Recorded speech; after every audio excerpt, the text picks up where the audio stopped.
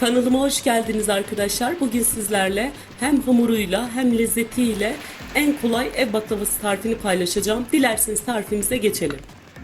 Baklava hamuru için herhangi bir kabın içerisine 2 çay bardağı su ilave edelim.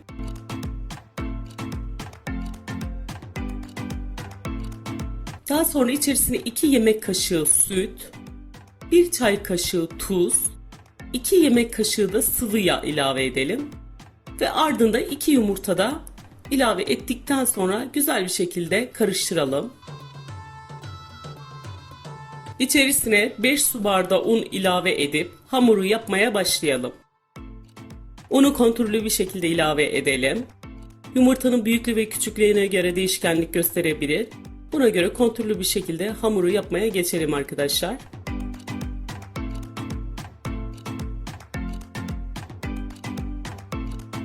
Hamuru toparlamaya başladım yavaş yavaş. Hamuru toparladıktan sonra yaklaşık 5 dakika yoğuralım. Gördüğünüz gibi gayet güzel bir kıvam aldı. Daha sonra küçük parçalar halinde bölüp bezeler yapalım. Yaklaşık ceviz büyüklüğü kadar diyebilirim size arkadaşlar. Tepsinin büyüklüğüne göre değişkenlik gösterebilir. Bütün bezelerimizi yapıp bir kenara alalım ve üzerine hemen fresh kağıdını çekelim. Fresh kağıdını çekmemizdeki maksat arkadaşlar hamurların kurumaması ve rahat bir şekilde baklavamızı açmamızı sağlayacak. Fresh kağıdını çektikten sonra kenara alalım. Baklavayı açmaya başlayalım arkadaşlar. İlk öncelikle 5 tane küçük bezeyi kenara alalım.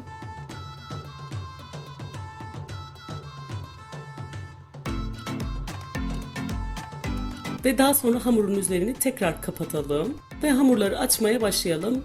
Üzerine buğday nişastası kullanalım arkadaşlar. Mısır nişastasından çok zorlanabilirsiniz. Merdane yine küçük küçük büyütelim arkadaşlar.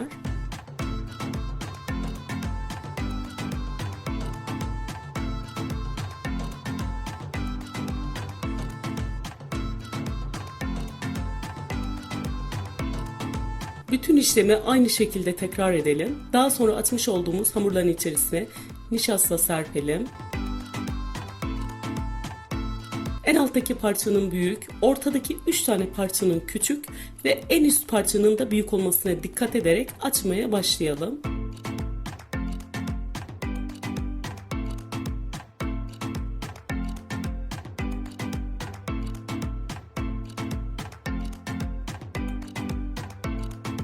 Gördüğünüz gibi ortadaki 3 tanesi küçük, daha sonra üstüne büyük ve merdane yine yavaş yavaş bastırarak hamurun patlamamasına dikkat edelim.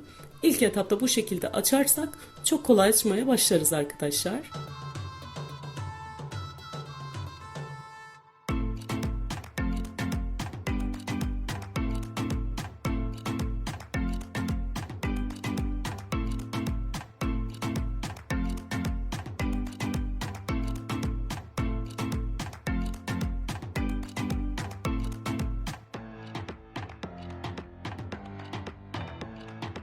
Verdiğim ölçüler bu tepsiye göre verdim arkadaşlar. Tepsinin ne çok küçük ne de çok büyük.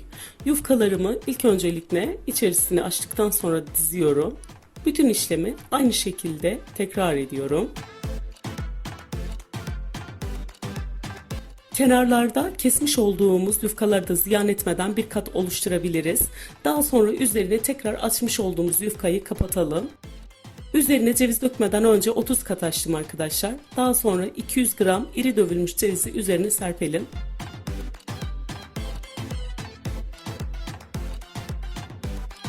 Daha sonra aynı işlemi tekrarlayarak bütün yufkaları üzerine kapatalım.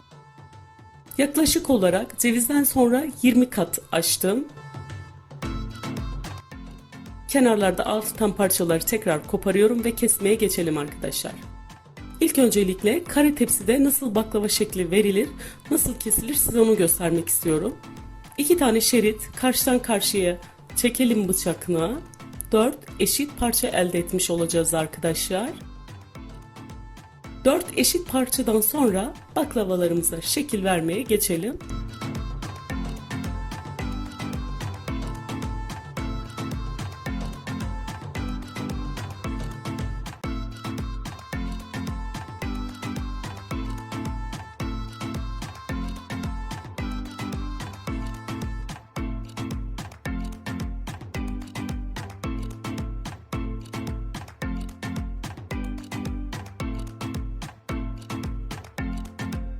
Üzerine 200 gram tereyağı ve 1 çay bardağı sıvı yağ ilave edip eritelim yağı.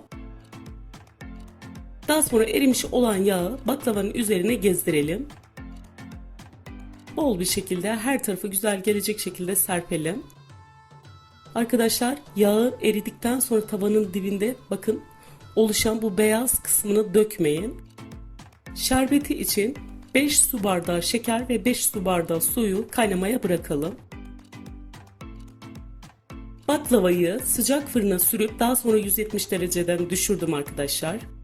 Şerbeti dökmeye geçelim. Şerbeti soğuk, baklavayı sıcak tuttum ben arkadaşlar.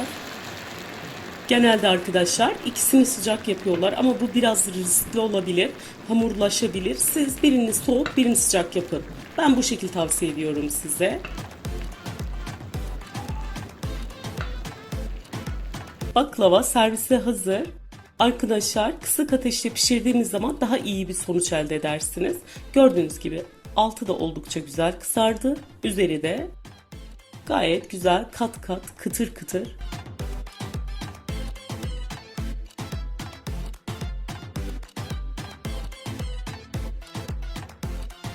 Buraya kadar izlediyseniz kanalıma abone olmayı, yorum bırakmayı unutmayın. Başka bir videoda görüşmek üzere, hoşça kalın.